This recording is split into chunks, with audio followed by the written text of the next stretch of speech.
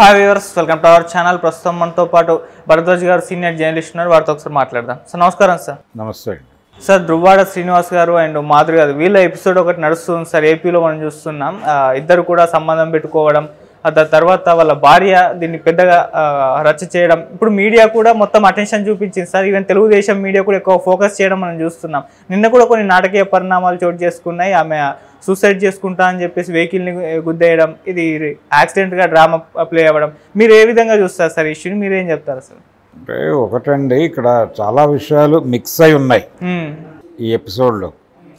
అంటే నిజానికి పెళ్ళి అనేది కావచ్చు, అలాగే రిలేషన్ కావచ్చు, ఇది పూర్తి స్థాయిలో పర్సనల్ అఫైర్స్, వ్యక్తిగతం. ఆ విషయాన్ని ఆవిడ ప్రస్తావించారు కూడా. అంటే ప్రెస్ మీట్లో మాట్లాడారు ఆవిడ. ఈ మధ్యకాలంలో ఈ పర్సనల్ ఏరియాలోకి వెళ్ళిపోయి చర్చించటం, పర్సనల్ ఏరియాలోకి వెళ్ళిపోయి పర్సనల్ రిలేషన్స్ గురించి మాట్లాడటం, పొలిటికల్ ఏరియాలోకి పట్టుకొచ్చి మాట్లాడటం అనేది కామన్గా మారిపోయింది. అది 2 కేసులు ఇటీవల వైఎస్ఆర్సీపీ నుంచే చూసాం మనం. విజయసాయి రెడ్డి ఎపిసోడ్ జరిగింది, దాని తర్వాత ఇప్పుడు దువ్వాడ శ్రీను ఎపిసోడ్ చూస్తున్నాం. ఇక్కడ ఆయనకి ఆ భార్యతో రిలేషన్ చెడింది. దానికి ఏ కారణమైనా కావచ్చు. ఆవిడ చెప్తున్న కారణాల్లో తప్పులున్నాయని అనుకోనక్కర్లేదు. ఏది ఆయన భార్య వాణి చెప్తున్నటువంటి కారణాలు, అలాగే ఆవిడ మీద ఆయన చేస్తున్న ఎలిగేషన్స్ ఉన్నాయి. ఈ మధ్యలో తనని ఇరికించి హింసించారు అని చెప్పి మాధురి మాట్లాడుతున్నారు. ఆవిడ చాలా క్లియర్గా చెప్పిన విషయం ఏంటంటే, ప్రెస్ మీట్లో నాకు శ్రీనివాస్కి ఏదో రిలేషన్ ఉందని ప్రచారం వాణి గారే చేశారు. ఆయనకి పరిచయం చేసిందే తను. తర్వాత మా ఇద్దరి మధ్య ఒక ఎఫ్ఐఆర్ ఉందని చెప్పడం వల్ల నా ఫ్యామిలీ రిస్క్లోకి వెళ్ళింది. అంటే తన ఫ్యామిలీ రిలేషన్, తన భర్తతో తన రిలేషన్ రిస్క్లోకి వెళ్ళటం వలన తాను ఆత్మహత్యా ప్రయత్నం చేసినప్పుడు దువ్వాడ శ్రీను తనకు ఆసరాగా నిలబడినప్పుడు ఆవిడ ఆయన రిలేషన్లోకి వెళ్ళినట్టుగా చెప్పారు. చెప్పి చాలా స్పష్టంగా ఆవిడ సుప్రీంకోర్టు జడ్జిమెంట్ గురించి కూడా ప్రస్తావించారు. అంటే ఇద్దరు వయోజనులు ఐచ్ఛికంగా ఒక చోట కలిసి ఉన్నంత మాత్రాన దాన్ని తప్పట్టే అధికారం ఎవరికీ లేదు అని దాన్ని ప్రస్తావిస్తూ దీన్ని ఎందుకు ఇష్యూ చేస్తున్నారు అని. అది వాస్తవం, అది కరెక్ట్ స్టాండే. నిజానికి ఆ ఏరియాకి వెళ్ళి మాట్లాడే రైట్ ఎవరికీ లేదు. కానీ అక్కడ ఒక ఫిజికల్ అటాక్ జరిగింది. దువ్వాడ శ్రీను ఇల్లు గేట్లు బద్దలు కొట్టుకుని ఆయన కుమార్తె భార్య లోపలికి వెళ్ళటం, ఇప్పటికీ ఆ కారు షెడ్డు కేంద్రంగా వాళ్ళు ఒక ఉద్యమం చేస్తున్నారు.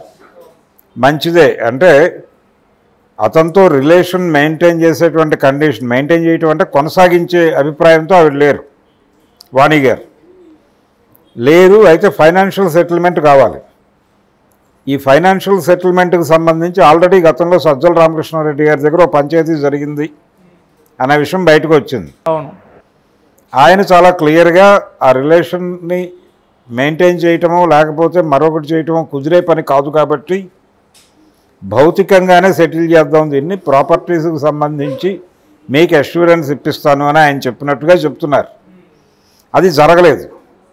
అది జరగకపోవడమే ఇష్యూ. ఇప్పుడు జనరల్గా ఇలాంటి రిలేషన్షిప్ వ్యవహారాల్లో అది వీధిలోకి వచ్చి చర్చ జరుగుతుందంటే అక్కడ ఆస్తిపరమైనటువంటి వివాదం ఉందని అర్థం. లేకపోతే ఇంత చర్చ చేసేటువంటి అవసరం వాళ్ళకి లేదు. ఆ ఫైనాన్షియల్ సెటిల్మెంట్ అయిపోతే వాణి గారికి ఇతనితో మాట్లాడాల్సిన అవసరం ఏముంది? ఆల్రెడీ కోర్టులో పిటిషన్ వేస్తున్నామని చెప్తున్నారు. ఈవిడికి సంబంధించి ఆల్రెడీ కోర్టుకు వెళ్ళున్నారు. ఇక్కడ నిర్ణయం రాలేదు, అక్కడ నిర్ణయం రాలేదు. అయితే ఫిజికల్గా వీళ్ళు మాట్లాడుకుంటున్నటువంటి ఆస్తులు మాత్రమే కాదు, ఆయన వైఎస్ఆర్సీపీ నాయకుడిగా ఆ ప్రాంతంలో ఇన్ఛార్జిగా వ్యవహరించిన కాలంలోనూ రకరకాల పద్ధతుల్లో రాజకీయమే వ్యాపారం, రాజకీయ వ్యాపారం జరిగింది అక్కడ. ప్రజాసేవ కాదు. ప్రజాసేవ చేస్తున్నాను అని రాజకీయాల్లో ఉన్న వాళ్ళు ఎవరైనా చెబితే అది కేవలం మోసం మాత్రమే.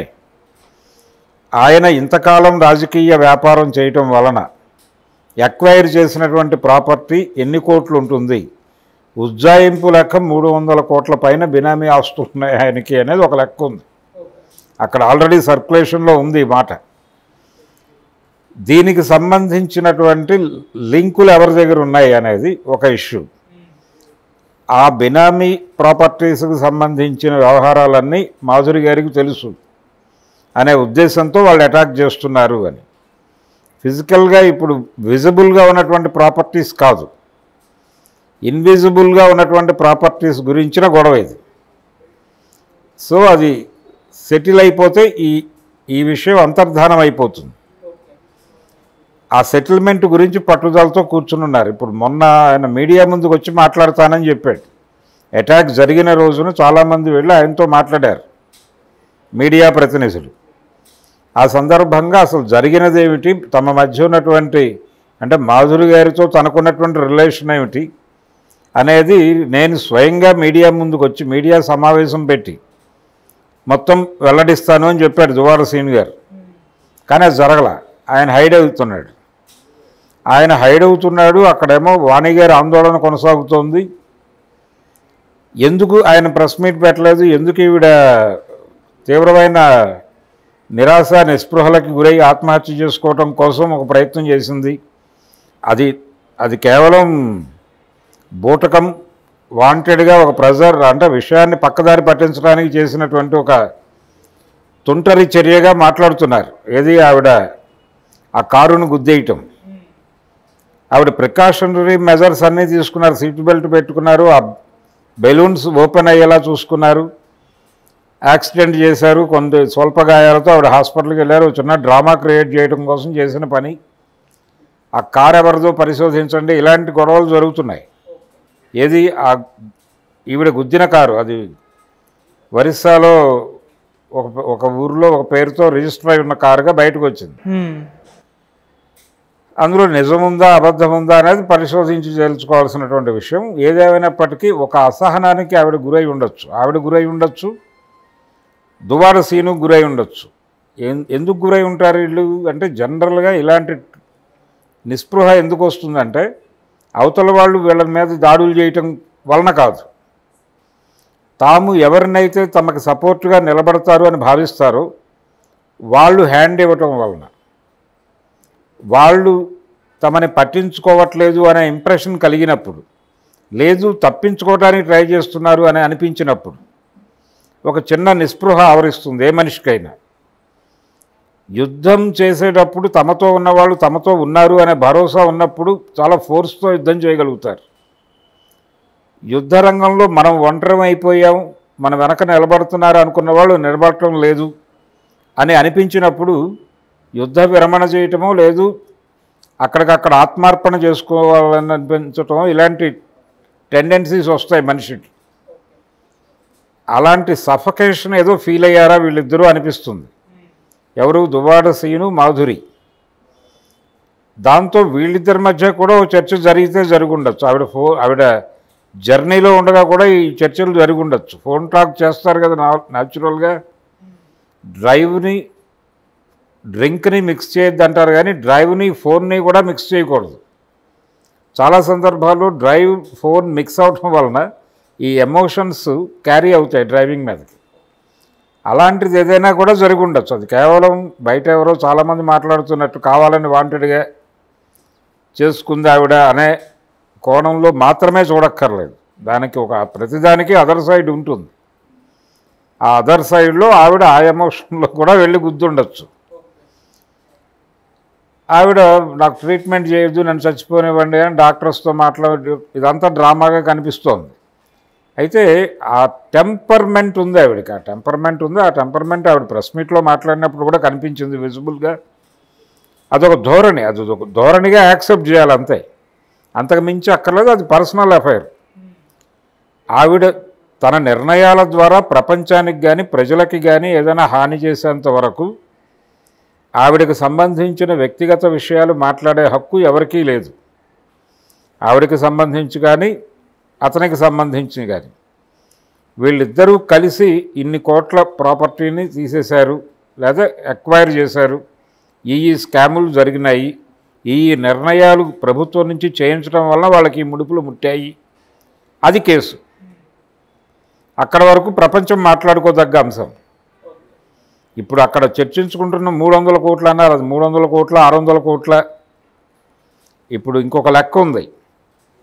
జగన్మోహన్ రెడ్డి గారి చిన్నాన్న వివేకానంద హత్య సందర్భంగా బయటకు వచ్చినటువంటి అప్రూవర్స్ కూడా వాళ్ళకి 100 కోట్ల ఆస్తులు ఉన్నట్టుగా చెప్పుకుంటున్నారు. సో వాళ్ళతో పోలిస్తే ఇతను ఇంకొంచెం పెద్ద స్థాయి నాయకుడు కదా, ఇతనికి ఇంతకంటే ఎక్కువ ఆస్తులే బినామీలో ఉండుండొచ్చు. రాజకీయ వ్యాపారం మాత్రమే చాలా సక్సెస్ఫుల్గా నడుస్తున్నటువంటి బిజినెస్ ప్రస్తుతం 90 దశకం తర్వాత.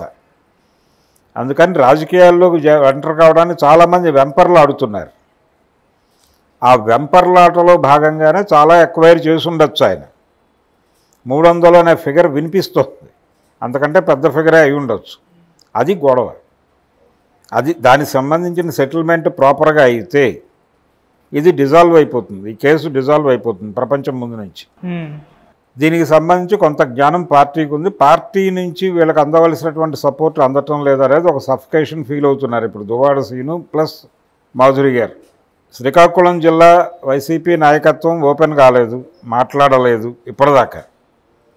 రెండోది ఇంకొక మిస్టేక్ దొరికింది, అది వీళ్ళే చేసి ఉండొచ్చు, వీళ్ళ సంబంధించిన సర్కిల్స్లో నుంచే బయటకు వచ్చి ఉండొచ్చు. దువ్వాడ సీను అభిమాన సంఘం నుంచి కూడా బయటకు వచ్చి ఉండొచ్చు. ఒక లెటర్ ఒకటి బయటకు వచ్చింది, అంటే ఇది తెలుగుదేశం చేస్తున్న పని అని చెబుతూ జగన్మోహన్ రెడ్డి సంతకంతో ఒక లెటర్ బయటకు వచ్చింది. అది బూటకం అంటున్నారు, అది అధికారిక లెటర్ కాదు అంటున్నారు. దానిలో వాస్తవం ఉందా అవాస్తవం ఉందా అనేది పక్కన పెట్టేస్తే ఆ లెటర్ బయటికి రావటము, ఆ లెటర్ డిజైన్ చేయటము అనేది అత్యుత్సాహంతో వీళ్ళ అభిమానులు ఎవరైనా చేసుండొచ్చు. అది కూడా ఒక ఇబ్బందికరమైన పరిస్థితి కల్పించింది వీళ్ళకి. సో ఇవన్నీ కలిసి పార్టీ ఓపెన్గా వీళ్ళని ఓన్ చేసుకోలేని ఒక పరిస్థితి అక్కడ ఉంది. దాంతో వాళ్ళు ఎంటర్ కావట్లేదు. బుల్డోజ్ చేసుకుని ఎంటర్ అయ్యి అతన్ని కాపాడుకోవాలని పార్టీ అనుకుంటే ఆ గొడవ వేరు. ఈ సఫకేషన్ ప్రభావం వీళ్ళ మీద ఉందా అనిపిస్తుంది. అంటే తాము నమ్ముకున్న పార్టీ తమ వెనకాల లేదు అనే అభిప్రాయం కలిగినప్పుడు వచ్చేటువంటి ఒక ఉక్కిరి బిక్కిరితనం అదేదో కనిపిస్తోంది ఆవిడలోను, మాధురి గారిలోను, తర్వాత దువ్వాడ సీన్లోను. ఈ కోణంలో కూడా వాళ్ళని చూడాలి. అంటే నేరస్తుల్ని నేరస్తులుగా మాత్రమే నేరం చేశారు అనేసి మాట్లాడుకోనక్కర్లేదు. ఆ విషయం ఆవిడ స్పష్టంగా చెప్పారు. అడల్టరీకి, లివింగ్ టుగెదర్కి వీటికి మధ్య తేడాలు తెలియదు మీకు అని మాట్లాడారు ఆవిడ. ఏది ఏవైనప్పటికీ ఆవిడ తన వ్యక్తిగత స్వేచ్ఛకి భంగం కలుగుతోంది మీడియా వలన అనే విషయాన్ని బలంగా ప్రస్తావించారు. పైగా అది ప్రపంచానికి అనవసరమైన విషయం కూడా అని చెప్పారు. ప్రపంచానికి అనవసరమైన విషయాలు చెప్తున్నారు మీరు, అవసరమైనవి మానేసి, ఎక్కడ ఇష్యూ ఉందో అక్కడ ఇష్యూని పట్టుకొని మాట్లాడటం మానేసి, ఎక్కడ మాట్లాడకూడదో అక్కడ దాన్ని ఇష్యూ చేసి మాట్లాడుతున్నారు అని చెప్పారు ఆవిడ. ఆ క్లారిటీ ఉంది ఆవిడకి. అక్కడ వరకు ఆవిడని అభినందించవచ్చు.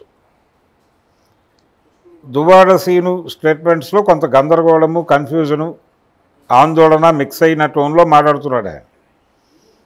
కానీ ఇద్దరూ కూడా ప్రస్తుతం ఒంటరితనాన్ని అనుభవిస్తున్నట్టుగా కనిపిస్తున్నారు.